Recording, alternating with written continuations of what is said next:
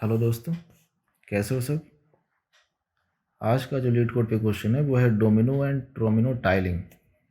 Question आज काफ़ी अच्छा है। डिफ़िकल्टी लेवल तो मीडियम है। क्वेश्चन की लैंग्वेज एक बार खुद से पढ़ लो, लेकिन चलो फिर भी डिस्कस करते हैं क्वेश्चन का लैंग्वेज क्या कहता है।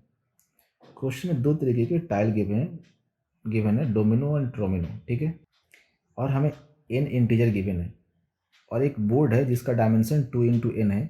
और हमें निकालना क्या है, उस बोर्ड को कवर करने के तरीके कितने हैं with the help of domino and tromino, ठीक है।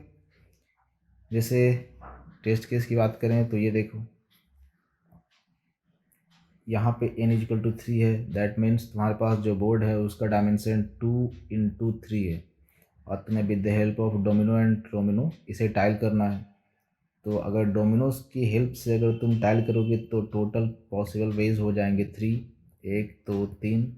अगर तुम ट्रोमिनो की हेल्प से अगर इसे टाइल करोगे तो टोटल पॉसिबल वेज हो जाएंगे 2, एक ये, ठीक है। तो टोटल आंसर हो गया 3 + 2 5। उसी तरीके से अगर ये देख लो n = 1 है, मतलब इस केस में तुम्हारे पास सिर्फ एक ऑप्शन है कि तुम्हें डोमिनो ही यूज़ करना है। तुम्हारा आउटपुट हो गया 1। आज के क्वेश्चन में ऑब्जर्वेशन स्किल काफ़ी अच्छे लेवल पे चेक होगा, इसलिए डिस्कशन में पूरा शिद्दत से ध्यान देना। और एक चीज़ और देखो, यहाँ पे जो मॉडुलो है 10⁻9 + 7, मतलब तुम्हारा जो फंक्शन में रिटर्न टाइप है वो इंट है, तो कहीं इंटीजर ओवरफ्लो ना हो जाए, इसलिए तुम्हारे फाइनल आंसर में इतना से मॉडुलो करना है ताकि उसका लिमिट एक्सीड ना हो जाए, ठीक है। ये सब क्वेश्चंस का डिटेल्स था। चलो अब इसके फर्दर अप्रोचेस पे आते हैं, डिस्कशन पे आते हैं। क्वेश्चन क्या है, क्वेश्चन में तुम्हारे पास दो तरीके के टाइल गिवन है, ठीक है। यहाँ तक तो क्लियर होगा। दो तरीके के टाइल गिवन है, इसे डोमिनो बोला है और इसे ट्रोमिनो बोला है, ठीक है।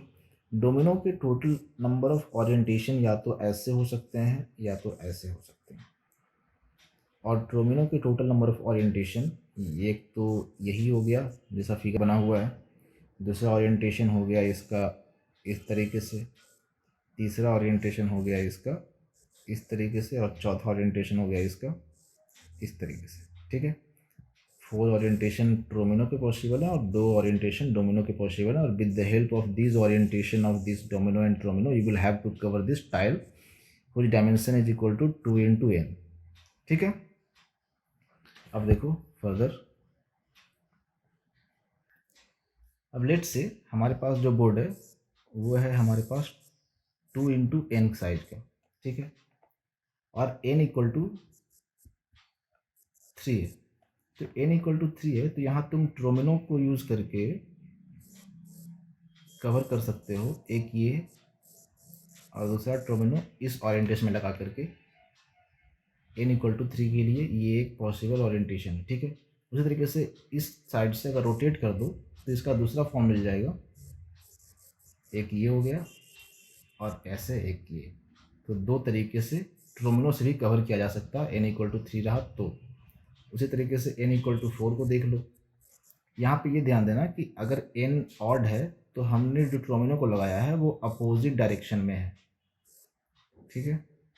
n = 4 है, तब अगर यही अपोजिट डायरेक्शन में अगर हम ट्रोमिनो को लगाने की कोशिश करें तब एक न एक स्लॉट एटलीस्ट वैकेंट रहेगा ही रहेगा, मतलब पॉसिबल नहीं है इस तरीके से लगाना।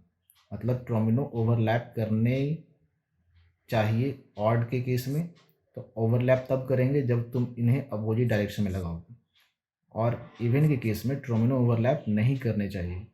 तो इस तरीके से तो पॉसिबल है नहीं। जिसका दूसरा पॉसिबल है कि ट्रोमिनो को तुम इस तरीके से सेम ओरिएंटेशन में लगाओ और यहाँ पे डोमिनो डाल दो, तो ये 2 2 1 2 1, एक ये हो गया। तो इसका दूसरा फॉर्म निकालने के लिए इस एक्सिस से रोटेट कर दो, तो इसका दूसरा फॉर्म तुम्हारा आ गया इस तरीके से, और यहाँ डोमिनो डाल दो। ये हो गया n = 4 के लिए। और n = 5 के लिए अगर इसी तरीके से देखें तो अगर हम ट्रोमिनो को चलो फिर से सेम ओरिएंटेशन में डालते हैं n = 5 में भी, मतलब अपोजिट में नहीं डालते हैं, सेम ओरिएंटेशन में डालते हैं, तो तुम फिर से देखोगे कि फिर से कुछ ना कुछ वैकेंट तो रहना निश्चित है। जैसे अगर तुम यहाँ पे फिलअप करते हो डोमिनो से, ठीक है, इन केस, तो ये दोनों वैकेंट हो जाएगा। अगर डोमिनो से फिलअप करते हो तो ये वैकेंट हो जाएगा, और हमारे पास 1x1 डायमेंशन का कोई टाइल नहीं है, तो ये पॉसिबल है नहीं। तो n=5 में मतलब ऑड है, तो तुम्हें जो डोमिनो रखना है वो अपोजिट रखना है, ओरिएंटेशन में रखना है तुम्हें डोमिनो। तो एक ऐसे कर दो और दूसरा डोमिनो को इस तरीके से एडजस्ट करके, और इसे अपोजिट में ऐसे, और इसी को तुम यहाँ से रोटेट कर दो तो तुम्हें मिल जाएगा इसका दूसरा फॉर्म। ये हो गया यहाँ डोमिनो, अगेन यहाँ डोमिनो डालो और यहाँ डोमिनो, ठीक है। 2 2 1 1 2 2 1 2 2 डायमेंशन लिख रहे हैं हम, 2 2 1। ये हो गया तुम्हारा यहाँ भी दो फॉर्म n=5 में भी। अब स्टार्ट करते हैं शुरू से n=1 से, ठीक है, ताकि तुम एक पैटर्न को ऑब्जर्व कर सको। यहाँ तक जो था, यहाँ से तुम्हें ये क्लियर हो रहा होगा कि टाइल्स को कैसे कैसे लगा सकते हैं, इवन के केस में कैसे लगा सकते हैं और ऑड के केस में कैसे लगा सकते हैं। इससे ये कम से कम क्लियर हो चुका होगा, ठीक है। अब स्टार्ट करते हैं n=1 से, और एक पैटर्न ऑब्जर्व करने की कोशिश करो जिससे तुम फर्दर के नंबर्स पे उसका पिछले वाले के रिजल्ट का यूज़ कर सको, ठीक है। जैसे n=1 है, इसके लिए हमारे पास सिर्फ एक पॉसिबिलिटी है कि तुम्हें टाइल को ऐसे रखना है, एक डोमिनो को ऐसे रखना है, ठीक है। n=2 के लिए हमारे पास क्या पॉसिबिलिटी है कि एक तो तुम टाइल्स को या तो ऐसे रख दो या फिर तुम ऐसे रख दो, और n=3 के लिए हमारे पास पॉसिबिलिटीज़ हैं 3। एक तो तुम डोमिनो को ऐसे लगा दो,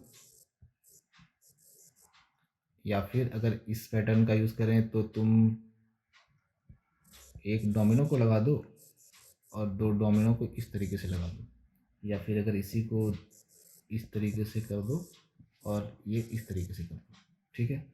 एक ये तरीका है, मतलब n=3 में टोटल 3 पॉसिबल केसेस हैं इस तरीके से, मतलब, और बाकी जो रिमेनिंग पॉसिबल होंगे वो हो जाएंगे डोमिनो से, कि एक तो तुम ऐसे यूज़ कर लो और इसी को रोटेट करके एक यूज़ कर लोगे तुम किस तरीके से, ऐसे। अब n=4 बनाने के लिए हम प्रीवियस रिजल्ट्स को यूज़ करेंगे कि इन तीनों से हम क्या क्या बना सकते हैं, ठीक है। इसमें क्या करने के लिए, n=4 करने के लिए f(n) एक फंक्शन देख लेते हैं कि जितने भी तुम्हारे रिजल्ट्स हैं f(n-1) के लिए, ठीक है, उस सब में f(n-1) के लिए, जैसे मान लो तुम्हारे पास ये है 2x(n-1), ठीक है, तो इन सब के आखिर में एक एक टाइल लगा दो, डोमिनो लगा दो, तो सारे का रिजल्ट तुम्हारे इसमें आ जाएंगे, f(n) के लिए भी सेम हो जाएंगे, ठीक है। क्योंकि जो इसका रिजल्ट डोमिनो लगाओगे तो ये एक ही तरीके से लगा सकते हो ना, और तो कोई दूसरा ओरिएंटेशन इसमें पॉसिबल है नहीं। तो इसलिए जो भी तुम्हारे आंसर n-1 के लिए थे वो तुम्हारे n के लिए भी हो जाएंगे। अब अगर हम n-2 को देखें, ठीक है, अगर f(n-2) के केसेस को देखें तो n-2 से तुम्हें डायरेक्ट लाना है n=4 में। ऐसा नहीं कर सकते हो तुम कि पहले n-2 को इसको पहले इसमें लेके आ जाओ और फिर यहाँ से फिर ये डिजायर्ड केसेस मतलब n=4 में लेके आओ, क्योंकि इस केसेस में तुम्हारे टेस्ट केसेस रिपीट हो जाएंगे। जैसे देखो, इसमें तुम अगर एक और टाइल ऐड करके तुम n=4 में पहुँचा दिए, अब इसमें तुम अगर उसी तरीके से एक टाइल और ऐड करके n=3 में पहुँचाओगे और फिर n=4 में पहुँचाओगे तो वो टेस्ट केसेस रिपीट होंगे। वो कैसे रिपीट होंगे ये देख लो, n=2 है मान लो यहाँ पे, ठीक है, और ये है तुम्हारा n=3, और तुम्हारा जो n=4 है यहाँ पे, तो तुम n=4 को कैलकुलेट करने में f(n-3) यूज़ किए। ये n-1 है, ये n=4 है, और ये n-2 है, ठीक है। तो n-2 को इसको ऐड किए, तुम ये सोच के ऐड किए कि आखिरी में सभी के n-1 के सारे रिजल्ट्स में आखिरी में एक टाइल यूज़ कर लेंगे, लास्ट में एक टाइल यूज़ कर लेंगे और सभी को इसमें काउंट कर लेंगे, ठीक है। तो वो तुम यूज़ कर चुके हो। तो n-2 में अगर तुम वापस ये यूज़ करते हो 2 बार, और n-2 में इस तरीके से यूज़ करते हो तो ये भी तुम्हें n=4 तक पहुंचा देंगे। लेकिन इसको डिस्कार्ड करना है क्योंकि ये तो तुम ऑलरेडी काउंट कर चुके हो इस n=n-1 में, ठीक है। इसे तुम्हें सिर्फ और सिर्फ इस टेस्ट केस पे ध्यान देना है। समझ रहे हो ना क्यों? क्योंकि ये रिपीट हो रहा है। मतलब इसमें तुम कितने भी टाइल लगाओ बट इससे इसमें वो नहीं आने चाहिए। अगर इसमें आ गए, जैसे अगर तुम सिंगल टाइल लगाते हो, सिर्फ ये लगाते हो, तो वो इसमें आ गया और इसके बाद तो वही हो जाएगा जो तुम हम यहाँ से लगाए थे कि n=n-1 है, तो उसमें सिंगल टाइल लगा लगा करके तुम n=4 तक पहुँचा सकते हो। तो इसमें कोई भी ऑपरेशन से तुम यहाँ तक इंटरमीडिएट स्टेज में तुम्हें नहीं आना है। ऑपरेशन से तुम्हें सीधे फाइनल स्टेज में आना है, इसमें नहीं आना है। तब टेस्ट केसेस जो रिपीट होंगे उसको अवॉइड किया जा सकता है। तो इसे काउंट ना करेंगे, सिर्फ इसे काउंट करेंगे। इसलिए हम यहाँ पे f(n-2) करेंगे, यहाँ 2 ऐड नहीं करेंगे। आई रिपीट, यहाँ 2 ऐड नहीं करेंगे क्योंकि यहाँ पे अगर 2 ऐड करते हैं तो टेस्ट केसेस रिपीट होंगे। सिर्फ हमें ये केसेस चाहिए। जैसे f(n-2) है, जैसे यहाँ देख लो, इसी में देख लो, इसमें हम ये ऐड नहीं करेंगे और इसमें भी हम ये ऐड नहीं करेंगे क्योंकि अगर तुम ये ऐड करते हो तो तुम यहाँ पहुँच जाते हो और इसमें अगर ये ऐड करते हो तुम यहाँ पहुँच जाते हो और इसके बाद तुम फर्दर लगा दोगे कि ये एक एक अटैच कर दो तो n=4 में, तो टेस्ट केसेस रिपीट हो रहे हैं। तो इसमें तुम्हें n=2 में इस लेवल पे जितने भी हैं तुम्हारे number of possible test cases, उसमें तुम्हें डायरेक्ट टाइल को इस फॉर्म में लगाना है ताकि वो डायरेक्ट n=n-2 से n+2 में चले जाएं। मतलब ये 2 ऐड हो जाए तो वो सीधे 4 में आ जाएगा। ठीक है, समझ रहे हो ना? तुम्हें इंटरमीडिएट स्टेजेस को अवॉइड करने पड़ेंगे क्योंकि यहाँ तो हम इसके लिए ऑलरेडी n-3 के लिए कैलकुलेट कर ही चुके हैं कि सब में आखिरी में एक एक टाइल लगा दो, सब में आखिरी में, और इसके सारे जो टेस्ट केसेस हैं उसको इसमें ऐड कर दो। f(n=f(n-1) और यहाँ पे हम 2 को इसे डिस्कार्ड करेंगे क्योंकि हम इंटरमीडिएट स्टेजेस को अवॉइड कर रहे हैं। ये डायरेक्ट f(n-2) ऐड करेंगे, वो इसलिए ताकि डायरेक्ट तुम ये स्टेजेस ऐड करो। इसके बाद तुम्हें अगर इसमें लाना हो, 2 से सीधे 4 में लाना हो, तो तुम डायरेक्ट इसमें टाइल्स ऐसे ऐड कर सको। मतलब हमें सिर्फ वो चीज़ें चूज़ करनी है जो हमें डायरेक्ट n-1 से n बना दे, n-2 से सीधे n बना दे और n-3 से भी सीधे n बना दे। ठीक है, तो अगर n=4 के लिए देखते हैं तो n-1 n-2 से सीधे n बनाए और n-1 से भी सीधे n बनाए। समझ रहे हो ना? तो अगर हम n-3 का देखें, f(n-3) में क्या केसेस हैं, जैसे ये 2 है, ये है तुम्हारा n-3, ठीक है। तो 3 में यहाँ पे जो तुम्हारे पास जो बॉक्स के साइज आ रहे हैं वो 3x3 आ रहे हैं, ठीक है। तो इसमें तुम्हारे पास 2 ऑप्शन थे वो टाइल लगाने के, या तो तुम ऐसे लगाओ वो डोमिनो लगाने का, या ऐसे लगाओ और इसको यहाँ से फ्लिप कर दो, तो इसमें दोनों ये काउंट हो जाएंगे, इसलिए तुम्हें n-3 में 2 लगाने पड़ेंगे। ठीक है, फर्दर अगर इसे फिर से लिखें तो यह देख लो, f(n=f(n-1),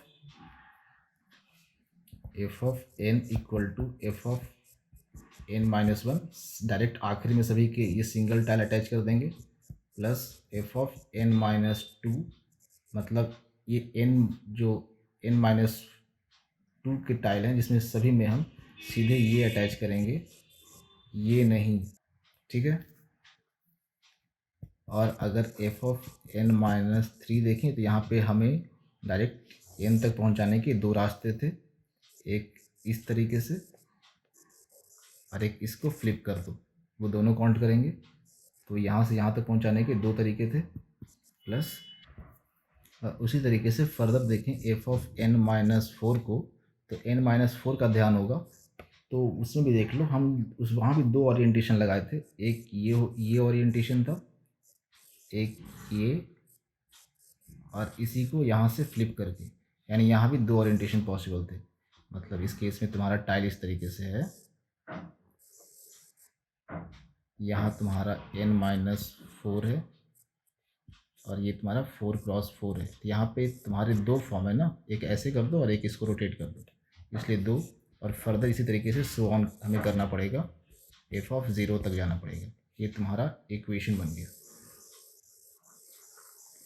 ठीक है, ये तुम्हें ये रिजल्ट ला करके देगा फाइनल। यहाँ f(0) तुम्हारा बेस केस हो गया। ठीक है, तो अगर इस इक्वेशन को फिर से देखें तो यहाँ देखो इक्वेशन को तुम ये डी से चेंज कर दो, ठीक है। तो D P of I is equal to D P of I minus one plus D P of I minus two plus twice D P of I minus three plus so on plus twice D P of zero.